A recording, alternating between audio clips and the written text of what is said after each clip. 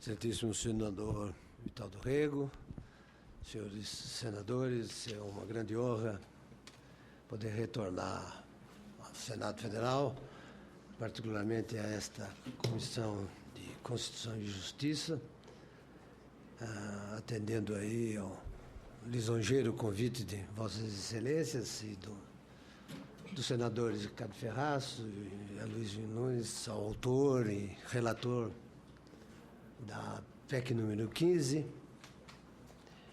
e eu, como não podia deixar de ser, não deixaria em nenhuma circunstância de comparecer para colaborar com o Senado Federal no exame e na reflexão de uma proposta que me parece extremamente importante para os destinos do país, sobretudo numa época em que cresce de intensidade as reivindicações e as demandas da sociedade brasileira.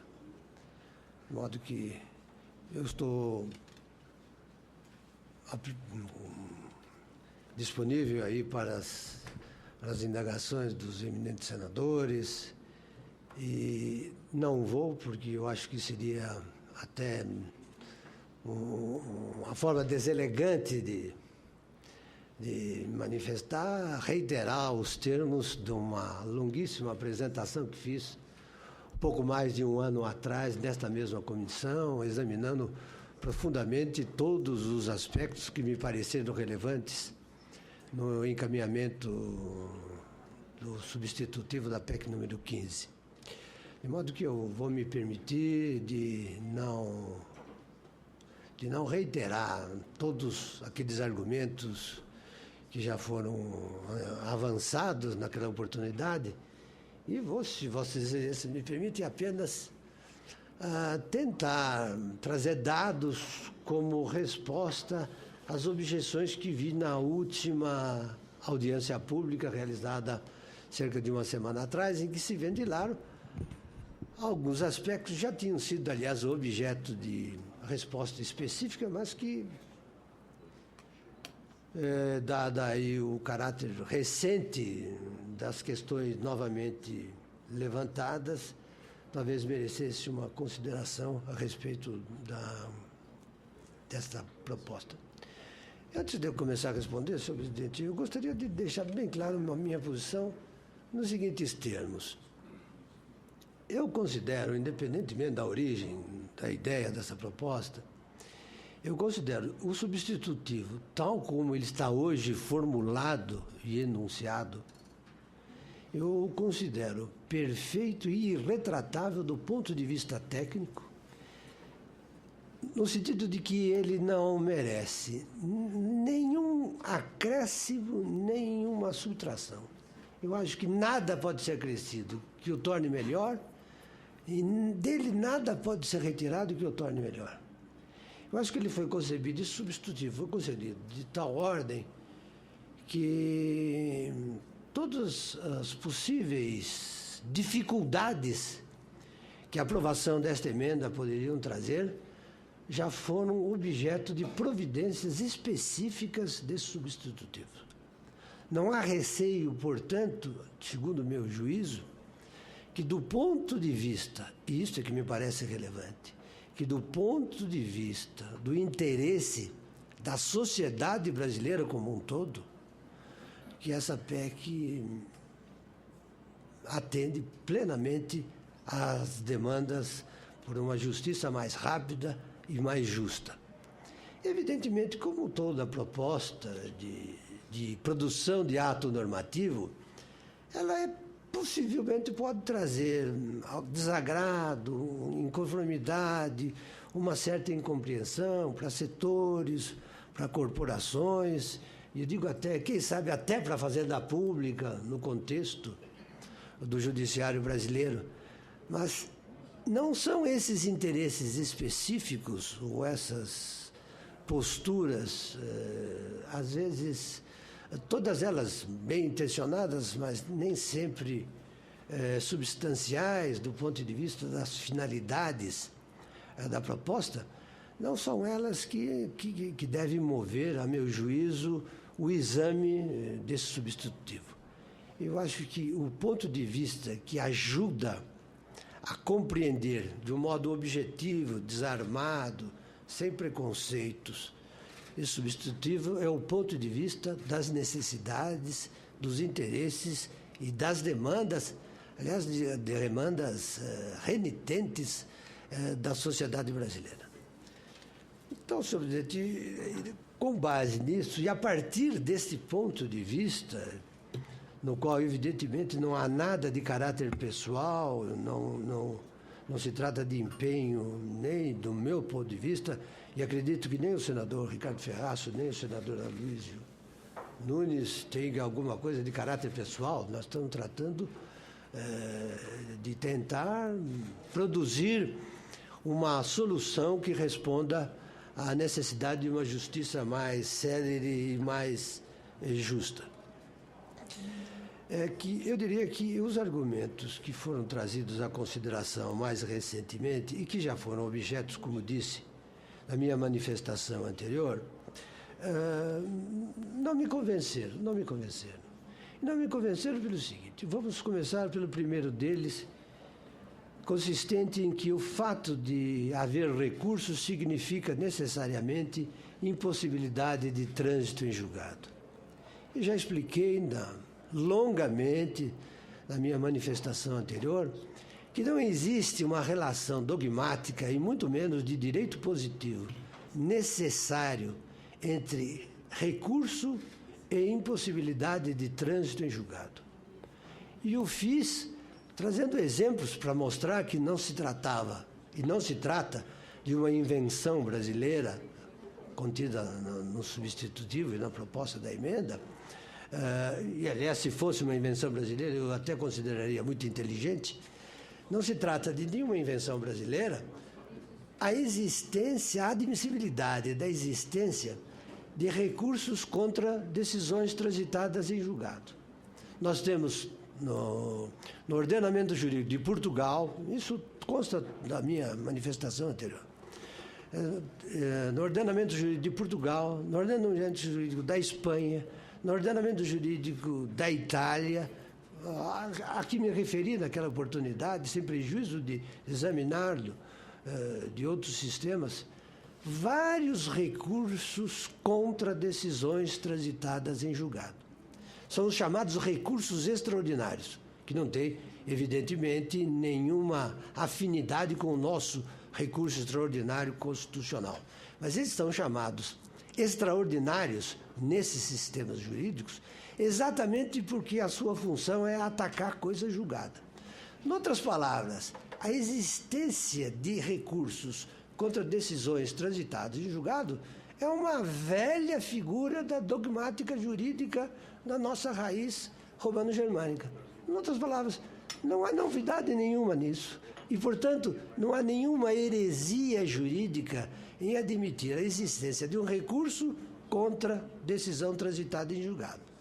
O que leva à seguinte consequência: o fato de o sistema continuar admitindo os recursos tais como eles hoje estão disciplinados na Constituição, que não define as funções dos recursos. A Constituição não define a função dos recursos, nem do extraordinário, nem do recurso especial.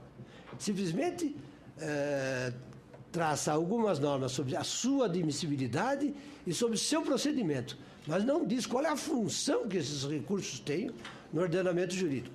De modo que nada impede que o legislador infraconstitucional, e muito menos o legislador constitucional, atribua uma função específica para esses recursos especial e extraordinário.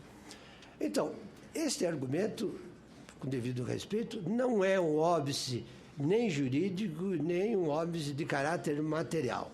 Nós vamos ter recursos com outra função, de revisão, mas com caráter rescindente e rescisório, dependendo da hipótese.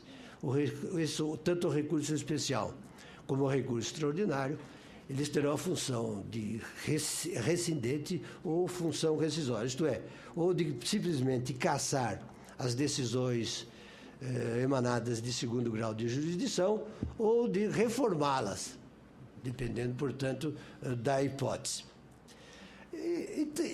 Vamos também considerar que, do ponto de vista prático, hoje, nós temos, com outra nomenclatura, e aí não nos podemos perder com a mera nomenclatura, nós temos pelo menos 2 institutos que a gente podia dar o nome de recursos e nada se alteraria. Nós temos na área criminal a revisão e temos na área civil a rescisória. Se tivessem o nome de recurso, não perderiam nenhum sentido. Por quê? Porque se trata de institutos destinados a desconstituir a coisa julgada. É um problema de nomenclatura. Não se quis dar, e eu acho que se fez bem, e não se dar o nome, acho que não seria o caso, porque até demandaria uma regulamentação mais específica a esse respeito, de alterar a denominação de recurso extraordinário de recurso especial. O que se vai fazer, o que se pretende fazer, melhor, com esta proposta, com essa PEC, é exatamente mudar a função ou as funções desses recursos, que não é impedir o trânsito em julgado, mas é de desconstituí-lo. E isto não, a meu ver, com devido respeito, não atenta contra a natureza das coisas. A segunda objeção é de que a PEC ofenderia o princípio da ampla defesa, porque vulneraria uma cláusula pétrea que seria a questão da essência do Instituto, no sentido de que a Constituição assegura a ampla defesa. A Constituição assegura a ampla defesa com os recursos imanentes, mas os recursos continuarão existindo e, como a Constituição, ao se referir à ampla defesa com referência aos recursos, não disse quais os recursos, não disse quais as funções que esses recursos devem ter. E como esses recursos, na concepção da PEC, continuarão a existir, eles servirão aos mesmos propósitos, Eles continuarão tendo a função de assegurar a eventual defesa dos interessados. De algum modo, esse argumento diz respeito ao argumento anterior, que é saber se a existência de recurso traz em si ou não implicitamente a ideia da impossibilidade de trânsito em julgado. Fez-se referência na oportunidade, e eu também já tratei especificamente desta questão, de que a PEC eventualmente poderia trazer alguma inquietude, sobretudo na área criminal. E aqui eu quero mais uma vez desfazer um equívoco. O equívoco está em supor que no sistema atual os riscos e os atentados e as violações da liberdade física dos cidadãos sejam objeto de tutela imediata, de recurso especial e de recurso extraordinário. Quem tem o mínimo de experiência e vivência da advocacia criminal sabe que contra um atentado à liberdade física, ninguém usa de recurso especial e nem recurso extraordinário. Por quê? Porque ambos os recursos têm um procedimento moroso, e nós sabemos aí quantos anos levam para serem julgados. Portanto, ninguém usa esses recursos para defender a liberdade contra um atentado, vamos dizer, ostensivo. De que se valem os advogados, e a meu ver, com toda a razão? Do habeas corpus. É mediante o uso dos habeas corpus que se tente a reparar todos os danos, ameaças e riscos à liberdade de ir e vir do cidadão. Ora, a PEC não tem nenhuma interferência na existência dos habeas corpus. Os habeas corpus continuarão a ser concebidos, usados e concedidos nos mesmos termos em que o são hoje. A PEC não se refere a habeas corpus, não interfere com os habeas corpus, não impedirá os habeas corpus. E o segundo motivo óbvio pelo qual não se defende criminalmente a liberdade por via de recurso especial e recurso extraordinário, como as estatísticas, aliás, mostram, e eu vou fazer referência novamente a um dado estatístico a que já recorri anteriormente, é que ambos os recursos impedem que os tribunais superiores e o Supremo Tribunal Federal examinem os fatos. Ora, na área criminal, o que determina o resultado da solução da causa é fundamentalmente os fatos. Ora, nesses recursos, os tribunais estão impedidos de examinar os fatos. Por isso, ninguém vai rediscutir os fatos sobre os quais se baseia um decreto, por exemplo, de prisão preventiva ou de uma condenação, porque sabe que isso é inútil, o tribunal não poderá fazer isso. Vai ter que simplesmente examinar o recurso do ponto de vista das questões jurídicas. Ora, em matéria criminal, as questões jurídicas são poucas e todas elas, salvo uma ou outra tal, têm soluções jurisprudenciais assentadas. E é por isso que se concede tantos habeas corpus. Então não há dúvida. Entra com habeas corpus e resolve o problema. Em outras palavras, o recurso especial e o recurso extraordinário não são meios adequados para a tutela imediata da liberdade individual. E, portanto, a PEC nada altera neste ponto. Nada altera neste ponto.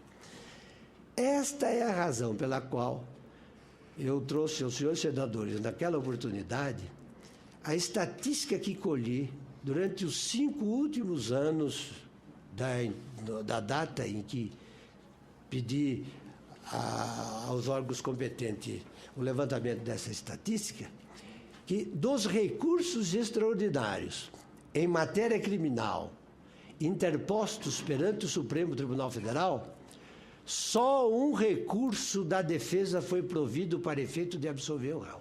Só um. E que vários outros recursos extraordinários foram providos, mas provindos do Ministério Público. Em outras palavras, para agravar a sorte do réu. O que significa que o uso do recurso extraordinário, e isto vale mutatis mutandis para o recurso especial, que o uso do recurso extraordinário não serve para tutelar a liberdade. Ao contrário, nos casos excepcionais, serve para agravar a situação de condenação ou a situação, vamos dizer, danosa que o réu sofreu dentro do processo. Medidas alternativas, aumentar o número de ministros.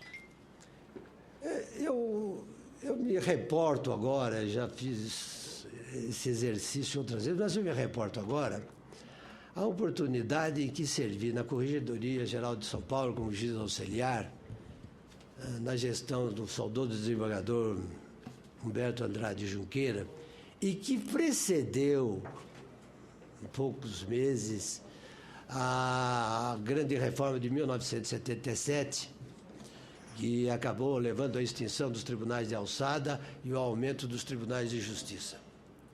E Sua Excelência fez um discurso na cidade de Bragança Paulista naquela oportunidade, e eu me recordo bem desses termos, não apenas porque nasci em Bragança Paulista, mas pelo fato em si. Ele disse o seguinte: se nós continuarmos na tentativa de solucionar o problema da morosidade do judiciário, aumentando o número de membros dos tribunais, nós vamos chegar a uma época em que não haverá espaço físico para que os desembargadores se assentem e nós vamos criar um Maracanã judiciário. E o que sucedeu de lá para cá? O Tribunal de Justiça de São Paulo hoje tem um desembargador por dia, 360, faltam 5 dias do ano. 360 desembargadores. Se o senhor pegar um metrô em São Paulo e esbarrar em alguém, provavelmente esbarrou num desembargador. Além dos juízes de vara que auxiliam dos tribunais. E nós temos 500 mil processos no Tribunal de Justiça dependendo de distribuição e julgamento. A tal ponto que os advogados de São Paulo se queixam, e hoje eu convivo entre eles se queixam de que eu não posso nem cobrar do meu cliente os honorários devidos, porque eu não sei quando termina a causa e não há perspectiva de terminar a causa. E fiquei abismado, e não sei se os senhores ficariam, quando, numa causa que eu tive que atuar com um parecer, mas tinha que me inteirar de aspectos dessa causa, perguntei quanto tempo levaria para que aquela petição, com o meu parecer, fosse juntado aos autos. Tratava-se de um processo eletrônico, não um processo físico. Eu não vou dizer qual foi a vara de São Paulo, porque eu acho que isso não é conveniente, mas o advogado interessado me disse, naquela vara, para juntar no processo eletrônico uma petição, é 3 meses. Eu falei, o quê? Ele falou, 3 meses. Eu falei para ele, inserir no processo eletrônico? Ele falou, sim, senhor, 3 meses. Para inserir uma petição no processo eletrônico. Então, a solução de criar mais juízes e mais membros de tribunais é uma solução que não resolve problema nenhum. A experiência demonstra. Até porque nós não temos, e isto é da vida, nós não temos juízes em condições com experiência suficiente de ascender ao tribunal para ter uma atuação compatível com o grau da jurisdição, e nem temos nos concursos aprovados suficientes. O Estado de São Paulo está passando uma crise, já não quero generalizar, mas uma crise de vocação na área da magistratura. Em outras palavras, não temos pessoas habilitadas sequer para responder a uma solução baseada em puro e simples aumento de cargos.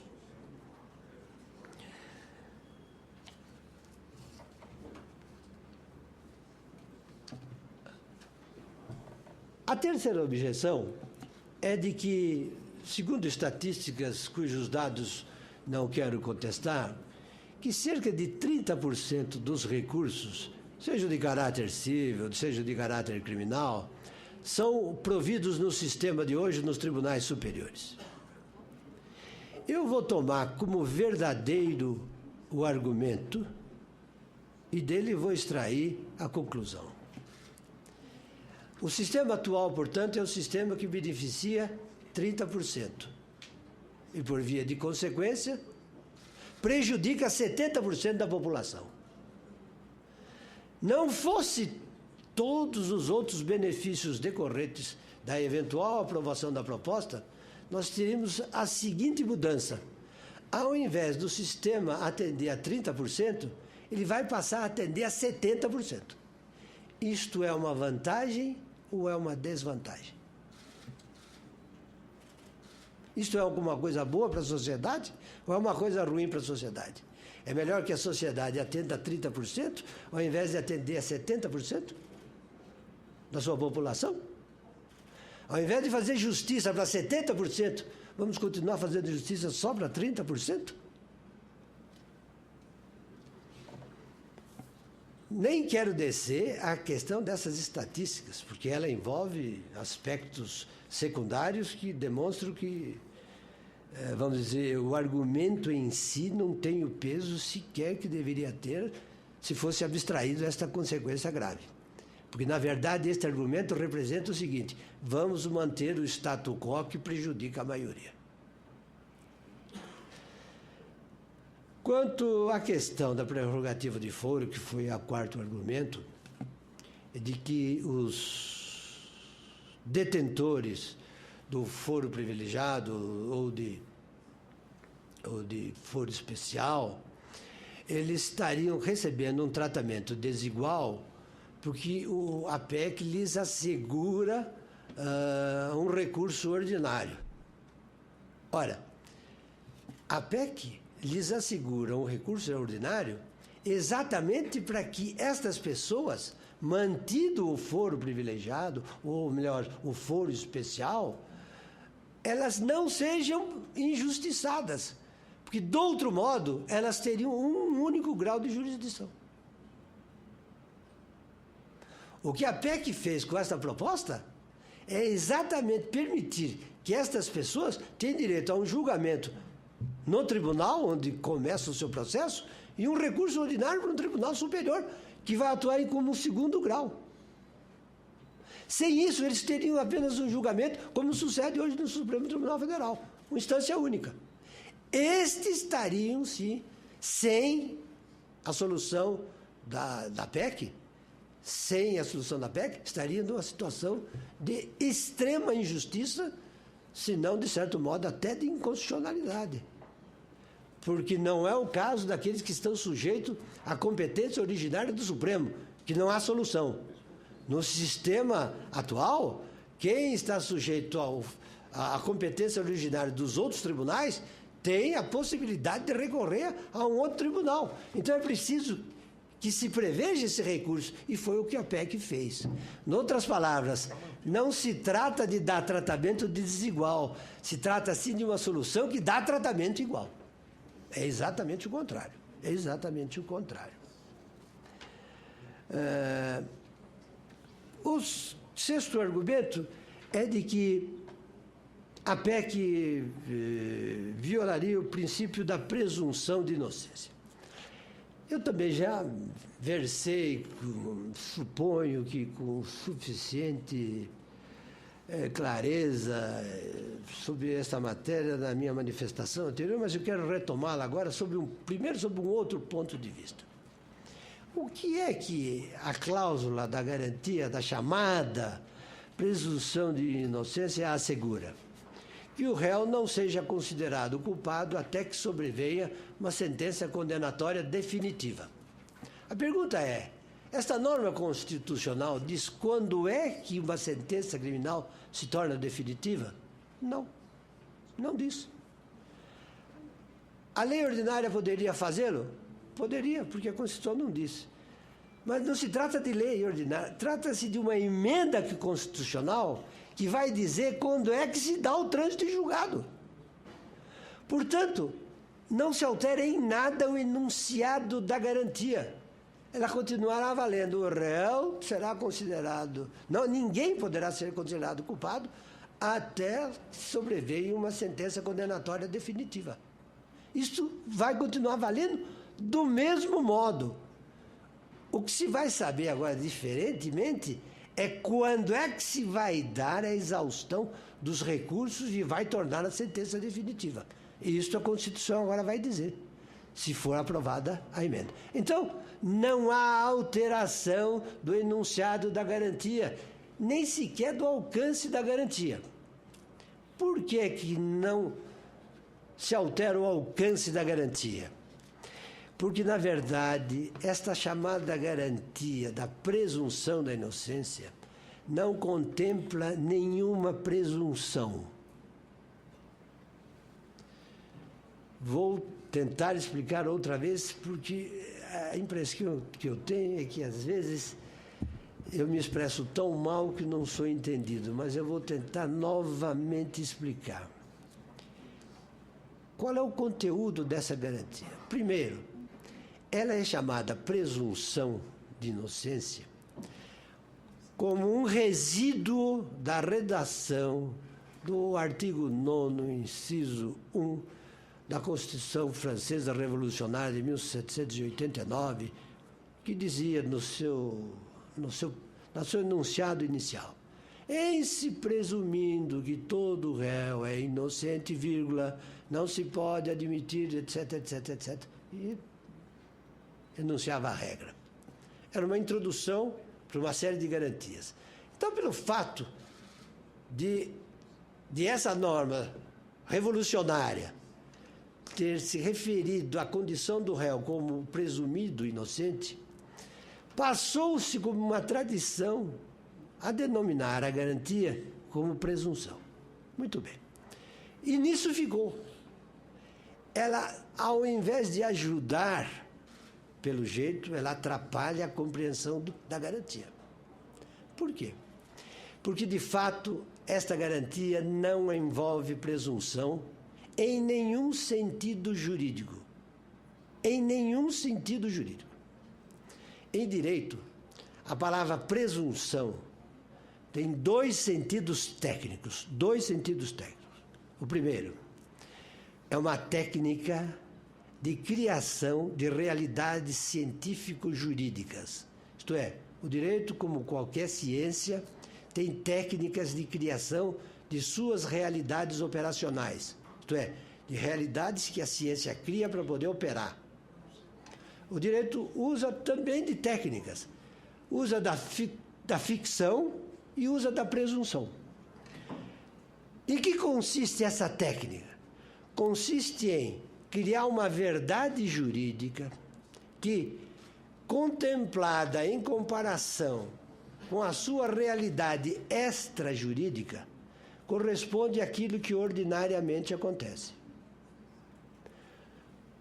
Em outras palavras, o direito estabelece como verdade jurídica um fato que no mundo real acontece ordinariamente. O exemplo escolar é o chamada presunção pateris quem, que é a presunção segundo a qual o marido da mulher é o pai do filho dela. Por quê? Porque fora do direito, na realidade, isto é o que ordinariamente acontece. Excepcionalmente não, mas ordinariamente acontece. Por isso é chamada de presunção, porque acontece ordinariamente.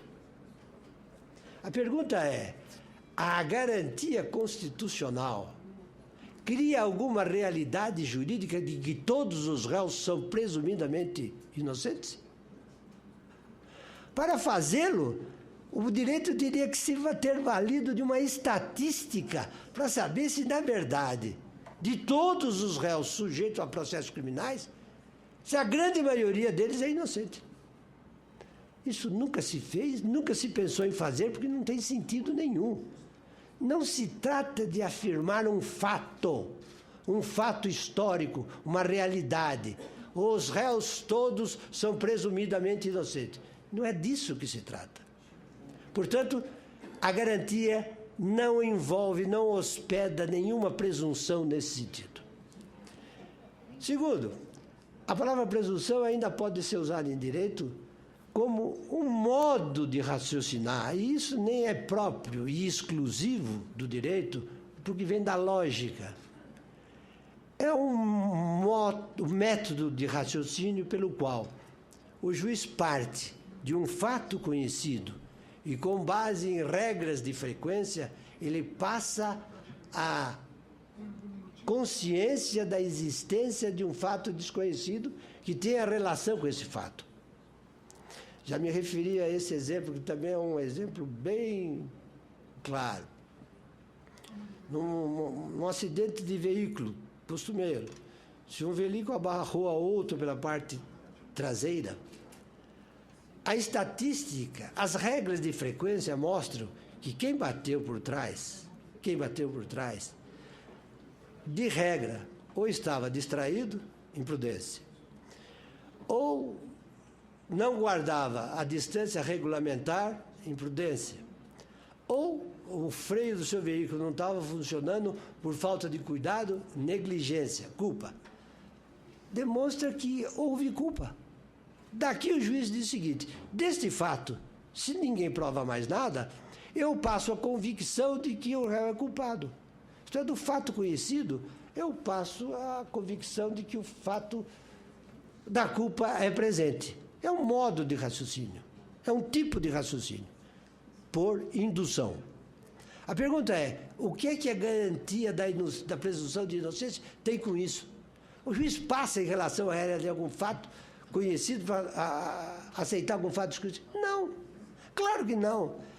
Em outras palavras, a palavra presunção de inocência é usada para expressar por nome um valor político-jurídico.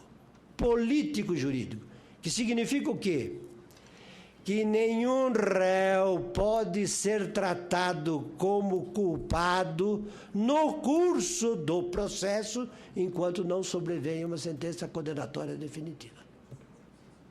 Esta é a garantia dos réus, de não serem tratados no curso do processo como culpados antes de uma sentença definitiva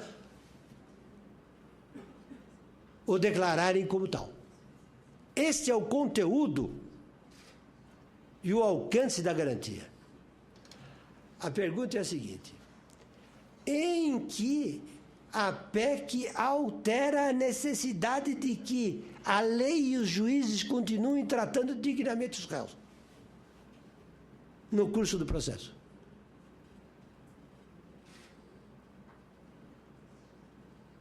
Em síntese, em que a PEC poria em risco, diminuiria, atenuaria ou mutilaria a garantia?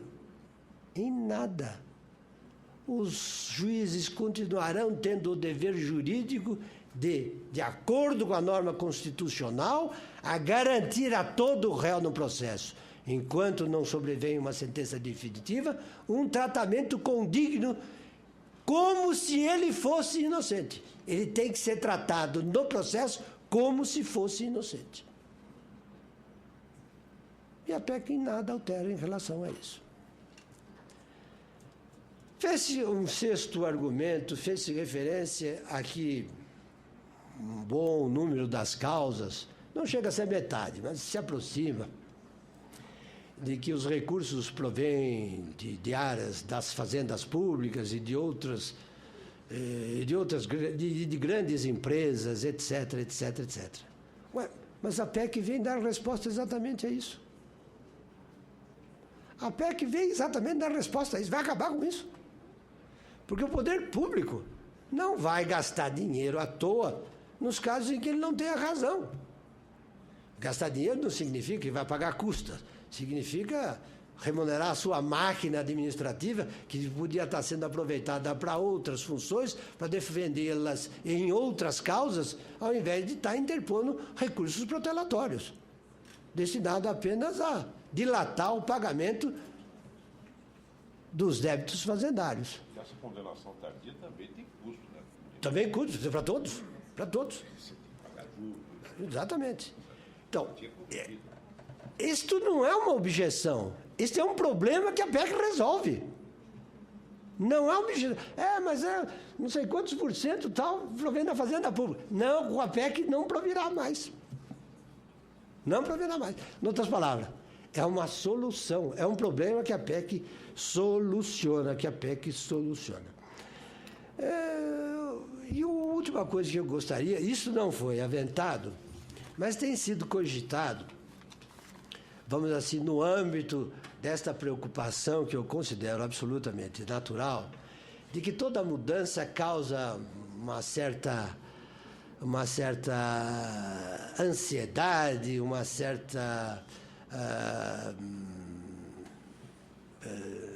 vamos dizer, insegurança, que já foi revelada, por exemplo, antes de terem sido aprovadas as normas constitucionais sobre arguição de relevância, sobre súmula vinculante.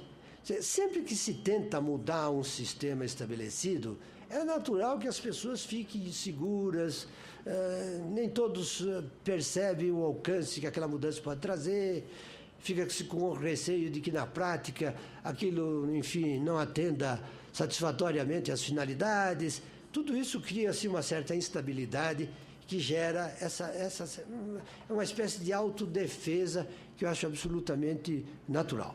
E entre essas autodefesas, eu já observei certa feita que uma das coisas que preocupa sobremaneira os advogados é o fato de que a PEC poderia, de algum modo, representar uma desvalorização dos advogados.